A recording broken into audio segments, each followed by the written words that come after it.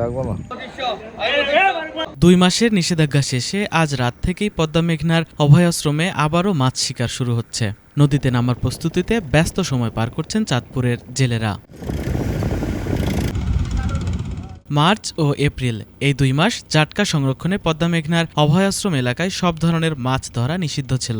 সরকারের এই নিষেধাজ্ঞা শেষে আজ বৃহস্পতিবার দিবাগত রাত 12টার পর থেকেই নদীতে নামবেন চাঁদপুর জেলার 50,000-এর বেশি জেলে।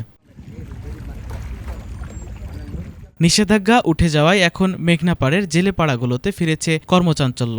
সদর উপজেলার বিভিন্ন এলাকায় দেখা গেছে জেলেরা জাল মেরামত করছেন, কেউ নৌকা প্রস্তুত করছেন, আবার কেউ দলবদ্ধভাবে নৌকা নদীতে নামানোর কাজে ব্যস্ত। 2 মাস অভিযান দিছে, অভিযানটা আমরা পালন করছি। 2 মাস অভিযান শেষ, এখন নদীতে নামবো যদি আল্লাহ দেয়। মাছ পাইলে আমরা ঋণ টিন শোধ করতে পারবো। দেনা ফেনা হয়ে অনেক জেলেরই, সব জেলেরই দেনা ফেনা হয়ে গেছে, এবং এই যদি মাছ টাছ পাই তাহলে এই দেনা ফেনা আমরা দিতে পারবো।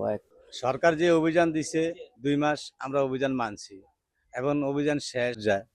আমাদের সরকার যেই সাহায্য যে চাল দিছে, আমরা ওই চাল দিয়ে খাইয়া কোনো পদ্ধতি হয় না, আমরা বরংশ ব্যাকপতি দেয় না। এখন বরংশ মনে করেন যে নাওজাল আমরা তৈরি করছি, অভিযান আগামীকাল শেষ, শুক্রবার দিন শেষ হয়ে যাব। আমরা নদীতে যাবো, যদি আল্লাহ মাছ বেচা দেয় তাহলে আমরা ঋণ শোধ করতাম, পরিশোধ করতাম, পোলা বানলে চলে বিলে খাইতে পারবো। যদি মাছ না পাই তাহলে আমরা ব্যাকপথে অকর্ম হয়ে গেছি। এই দেনা আমাকে চিরদিন কালে রয়ে গেল, দেনা আটকে গেলাম, কোনো পথে চলি না। সরকার আমাকে কোনো পথে সাহায্য করে না, শুধু চাইল দেশ তার কি হয়। 2 মাস অভিযান শেষ, জাটকার অভিযান। এখন আল্লাহ যদি বাচ্চা থাকি, এই 2 মাসে অনেক টাকা দেনা ফেনা হয়েছে। আল্লাহ যদি কিছু মতো ভাগ্য রায় রাত পয়লে নদীতে নামবো, আল্লাহ মালিক জানে। দেনা ফেনা ফোলানি স্কুল খরচ অনেক কিছুর দেনা ফেনা হয়েছে দাদা, আমরা অনেক কষ্টে আছি।